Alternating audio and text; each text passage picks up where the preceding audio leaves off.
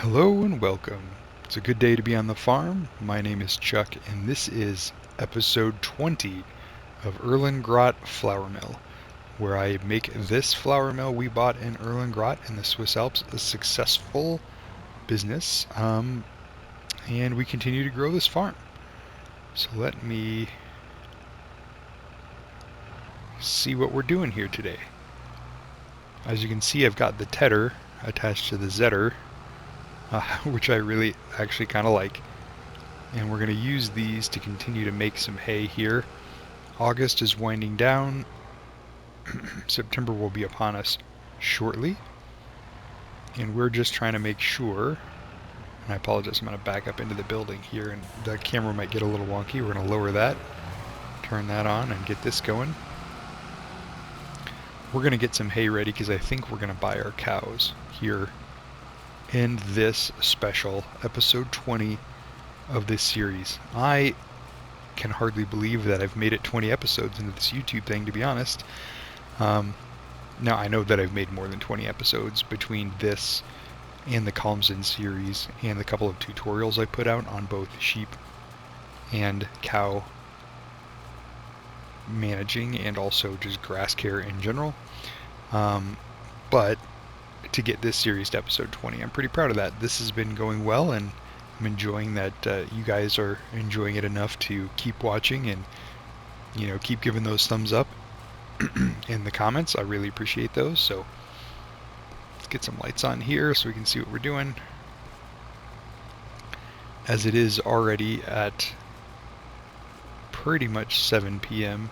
in game, we're going to just do this for a little bit longer till the sun goes down, and then we will continue to work our way through this process.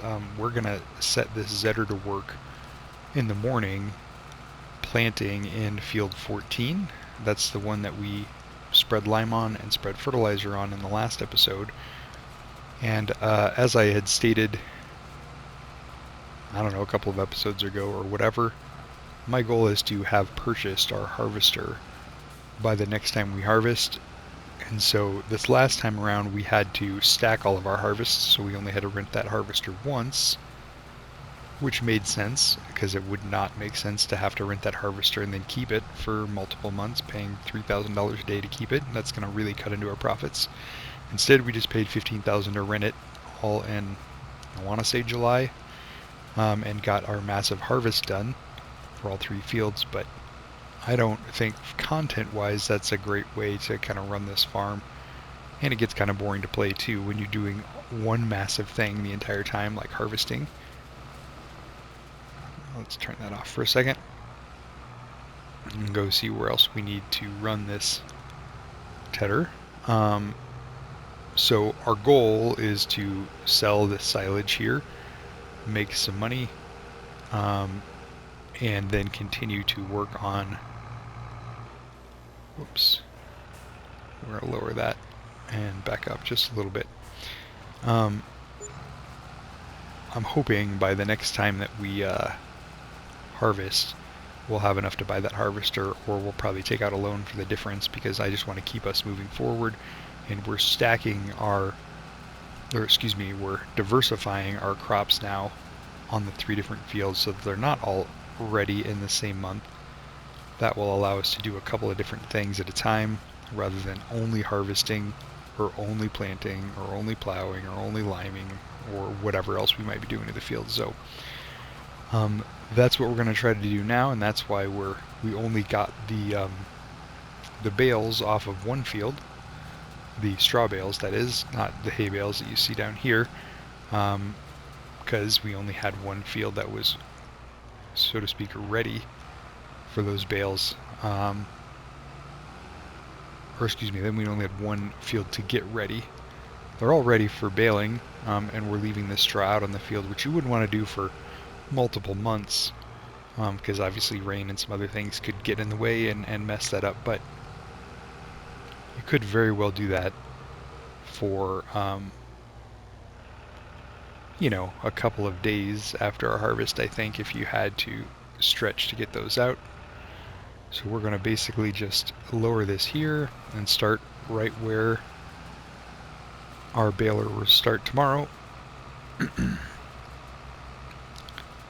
I'm wondering if the 9 meter one would have been better than this 8.3 meter, because I wonder if we could have got wide enough to get that swath over there included instead of having to run 2 passes on this. That's okay though, I don't really mind, but it is kind of funny that we're just missing that little bit. But obviously, yeah, night is setting quickly, and I don't want to be doing too terribly much field work at night because it just doesn't look very good on the video. So anyway, we're just gonna wrap up our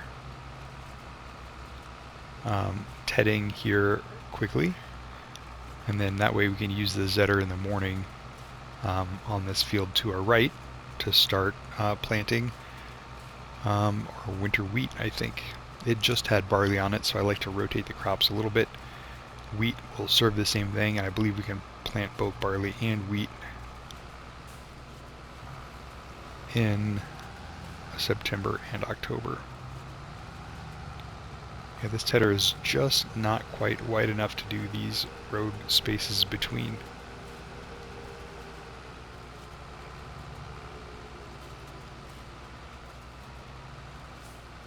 It's close, but not quite. We're going to go ahead and center ourselves though and just do 1 pass on this section instead of the 2 passes we're going to have to do on that other section. And we're just going to assume anything that we miss on the edges will not be enough grass to overtake the hay bales from the majority of this that we're flipping here in the middle. And this is probably what I should have done between 14 and 15 as well, but live and learn. We're just trying out the new equipment. So we're just going to run up here towards our cabin. We'll just go ahead and shut everything off up there and sleep here in a minute.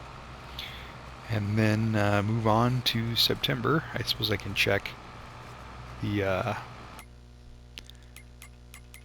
calendar just to ensure. Yeah, so we could have planted canola this month, but in September, October, it's just wheat and barley that we can plant, which is fine. So we're going to do our winter wheat on this first field, and if we can get field 15 turned in time, we'll also do wheat or barley on that. But if we don't, then we're not going to worry about it because we can plant some other crops farther into the spring here. Alright, so we're going to lift that up and shut it off here. And just power this down. And run in here and go ahead and sleep. Yeah, 8 o'clock is probably right. I was thinking about going 7, but I think it's too late. It'll still be kind of dark at 8 as we finish the hay baling here.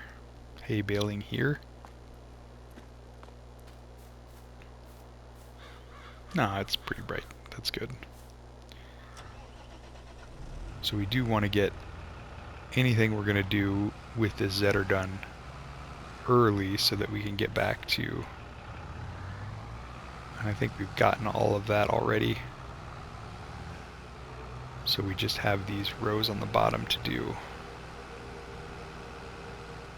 And then we can put away the tedder and get this one working on a worker here.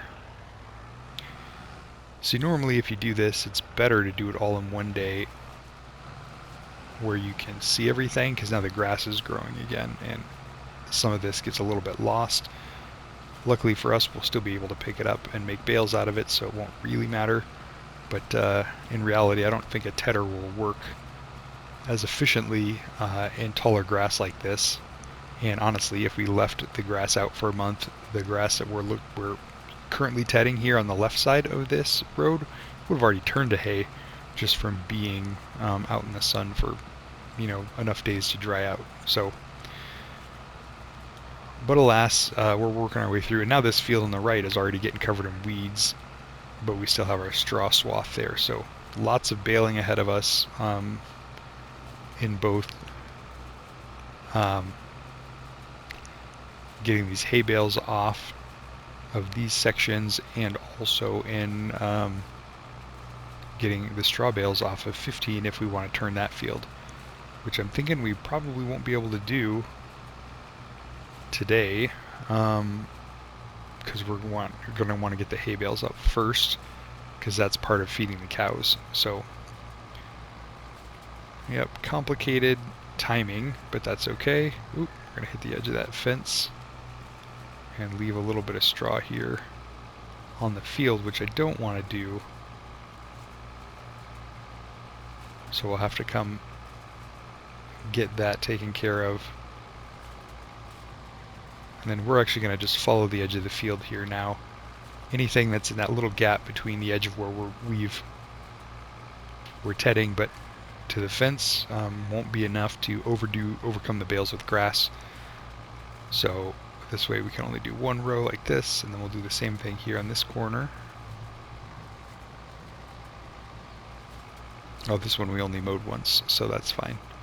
We left a little bit of tall grass. I think that's how I'd actually prefer to do it. Leave just a little bit of tall grass over by the fence. That's probably how we'll do it in the future on that other section as well.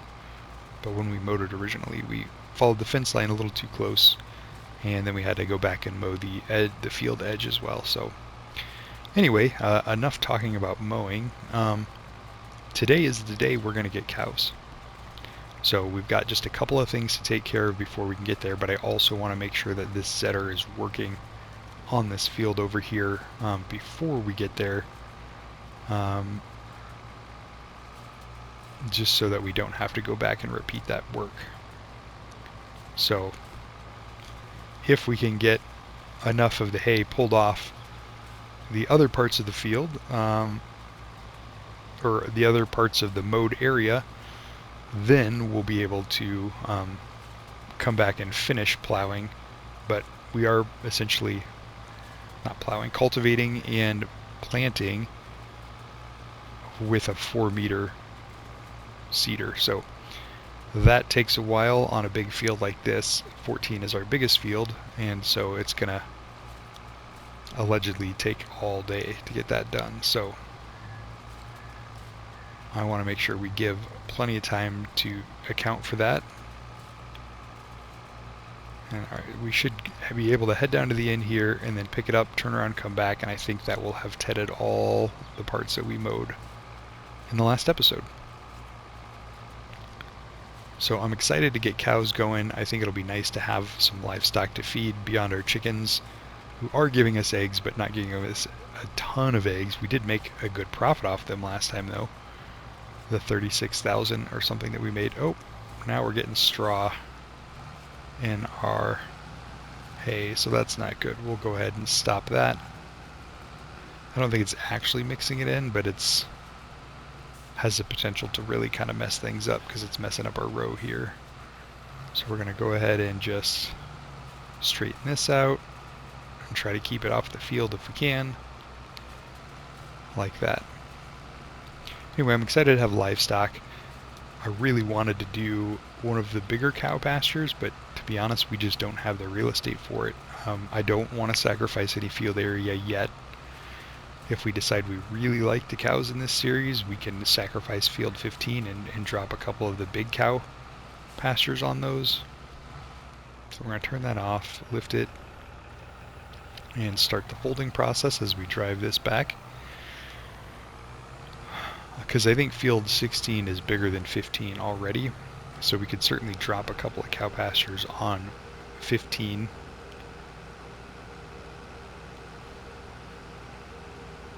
In the future, but they're 256,000 each, I think, or 250 something.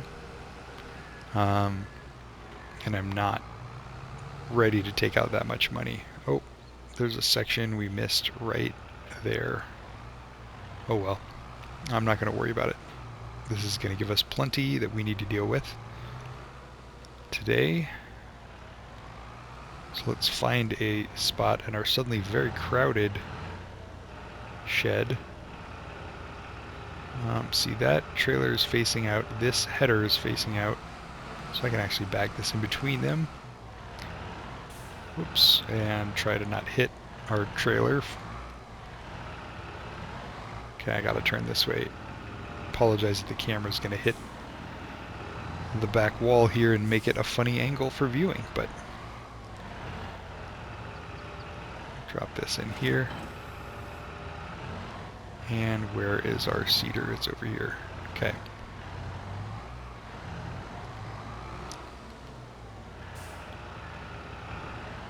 Man, I am having some trouble today driving in here. So let's get our weight on.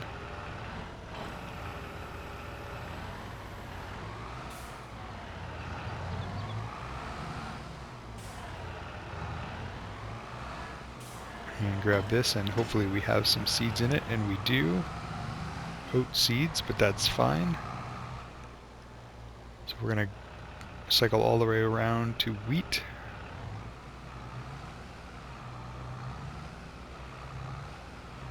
And rather than cutting across our field, which I keep trying to not do, we're going to actually try to do this a little bit better. So saw some tedding. You're going to see just a tiny little bit of planting here as we get this started.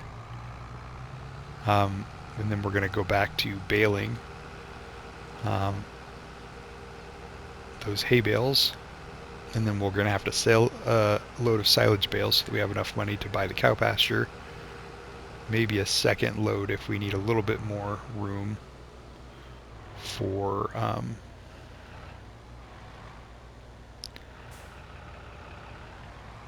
the next thing that we're going to sell. And I was going to maybe sell them all, but I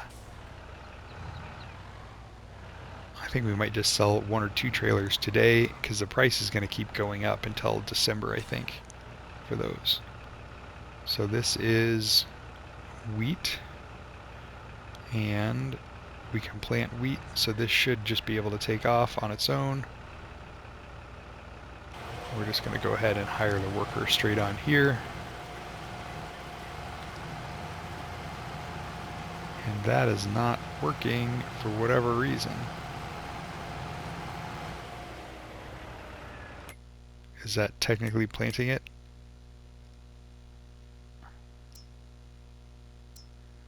Now that we've mowed everything, we just have fertilized areas all around our area, which makes that hard to see. We're going to come to here. This is plowed and harvested, not cultivated. I was sure that this implement we have on here is supposed to cultivate for us. Alright guys, hold on. We did this before, so it should be working now.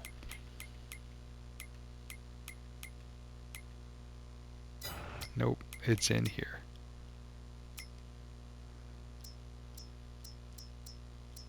So our power harrow cultivates.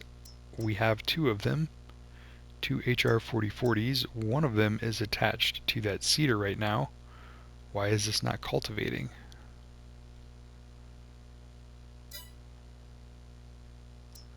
If we go down to our seeder, there it is. These machines are used to seed crops like barley, wheat, and canola. Okay. But both of those are attached.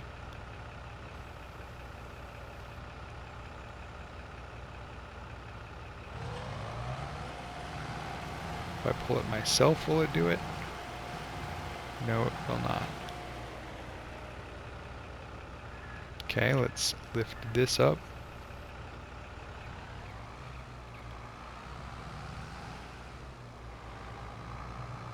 We're going to come over to this field. And we're going to lower this.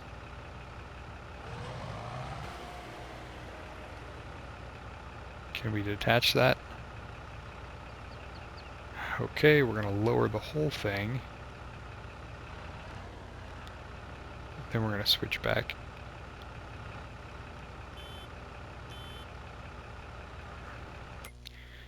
Alright guys, I'm a little confused as to what's going on. Let me get the help window on.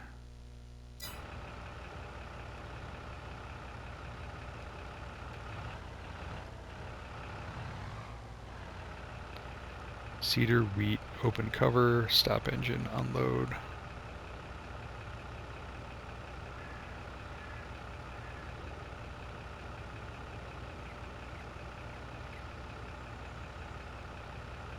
No, I don't want to change the crop type. Let's go back to wheat.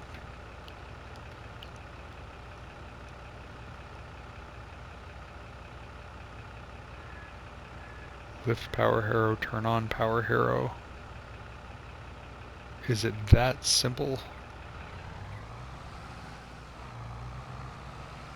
Alright, let's try this one more time. I swear we did this once already, so this should be working. Basically, you can't plant if it's not cultivated if your seeder won't let you direct drill, but this allowed me to cultivate right before seeding. So we're going to turn on power harrow.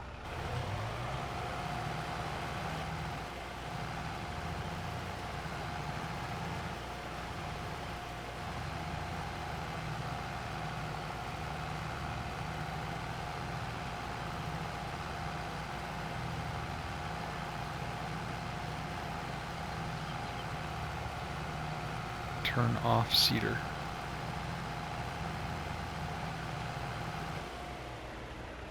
Yeah, there are clearly two pieces working as one. Great content, I know. Okay, well, it's not letting me plant in there, and I don't know why. So we're going to just drop this whole thing off the back. Let me check one other thing first. Is it that I don't have the horsepower? My Zetter is 171. Power harrow requires 160. Seeder requires 60. I don't think that this Zetter has enough power to run both, is the issue we're running into. Okay, so I'm going to detach that whole thing. And let's leave the weight.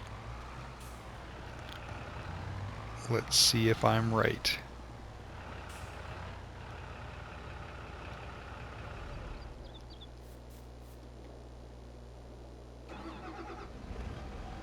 Now the problem is I don't know that the Zetter has enough horsepower to do both of these either. And that's going to be really sad.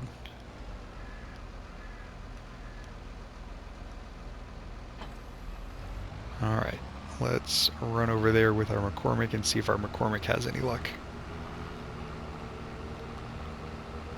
Because we do need to get this field going today. That's number one. As much as I want to get cows and hay and all that, we can work our way around those things.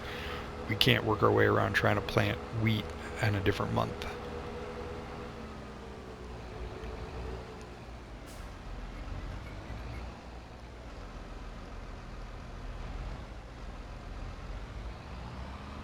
Have to line ourselves up a little bit better, like so. Grab our AGCO weight, grab this, and this might be, and I let that one tractor go, so maybe it won't, but this might have been a good reason to get that higher horsepower tractor, because our Zetter might be a little bit worthless if it's not going to do all the things that we needed to do. So let's lower power harrow, turn on power harrow. We've got wheat. Let's just pull forward.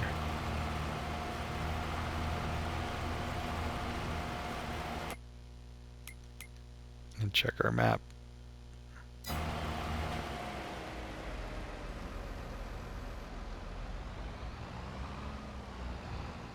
Well, that answers one question.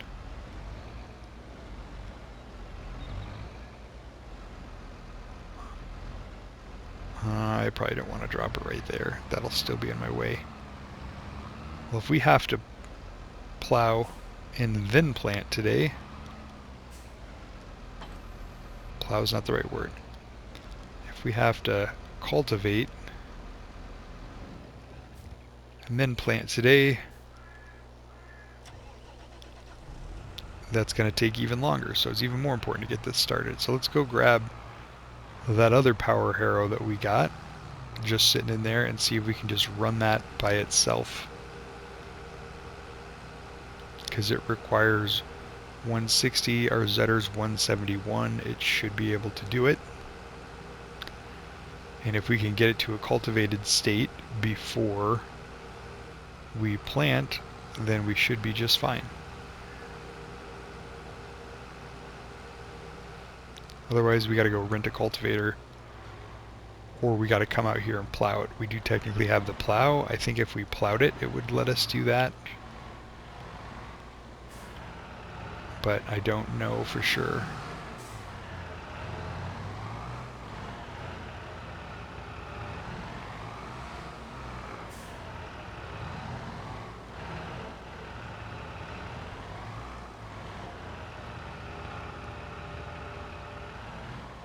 Did I really run this up against the wall in a way that you can't attach it to it?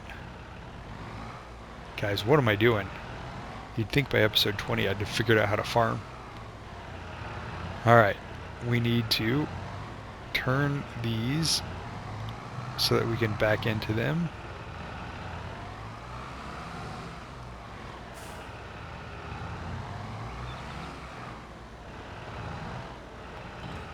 We're going to go ahead and attach those to this. We're going to use these forks to lift this out of the way.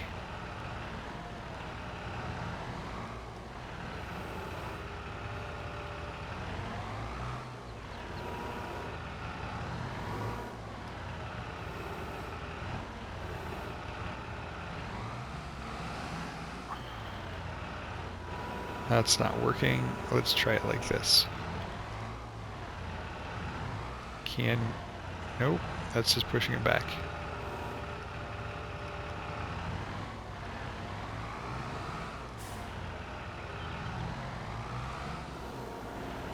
Alright, how high can we get up here?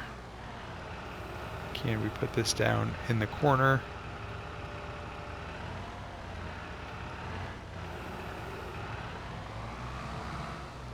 And bring that back. Nope. Well, why did I park this way? That is a dumb way to park stuff. Okay, some progress. Guys, this is not what I wanted to do this episode. I wanted to be baling and getting cows and doing all that stuff, but sometimes you can't control what happens. You just have to roll with it.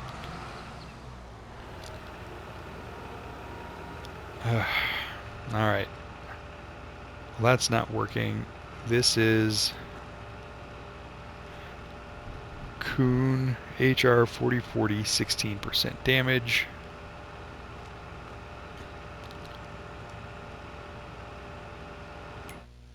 Let's select that.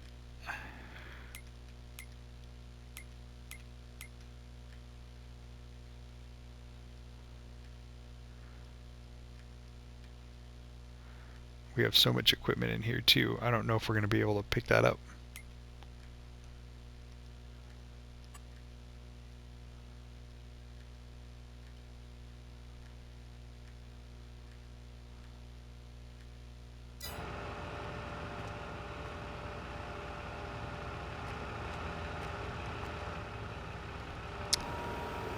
Well, guys, I might have to do some research and see if I can get this figured out. Oh, that worked a little bit better.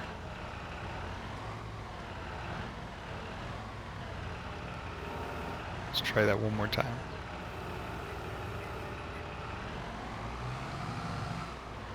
Yes, okay, that's what I was trying to do. I was going to reset it to the store if I had to, but luckily I think I might have been able to dodge that bullet. And we're going to back up here. Turn that a little bit more. And we're going to square away, get this hooked up. And at the very least, whoops, forgot I had my forks on there. Alright, let's just run down there and see if we can just straight up cultivate with this power harrow. If we can't, it's clearly the power harrow that's the issue, and that means that we need to get an actual cultivator, or we need to plow between plantings. Either of those we can solve for, but I do want to know if we can just straight up cultivate. I thought the whole point of this setup was to cultivate and seed at the same time, but that does not seem to be working, so let's just see if we can straight up cultivate in the beginning here. And I was going to maybe put that weight on here too, but I just want to see if this will work, and then this episode is already running longer than I thought it was going to. So I'm going to turn that on. And that is changing the ground texture at least to cultivated. Nope, it's going to stubble tillage. Okay, well, we're going to set this guy off on making stubble on the field. Like I said, 4 meters at a time is going to take a little while. Alright guys, well, that is going to do it for this episode. I apologize we didn't get to any of the things that I talked about other than tedding, but sometimes that's how it goes. Anyway, if you liked it, give me a thumbs up. If you subscribe, that really helps, and I will see you guys in the next one. Take care. Bye.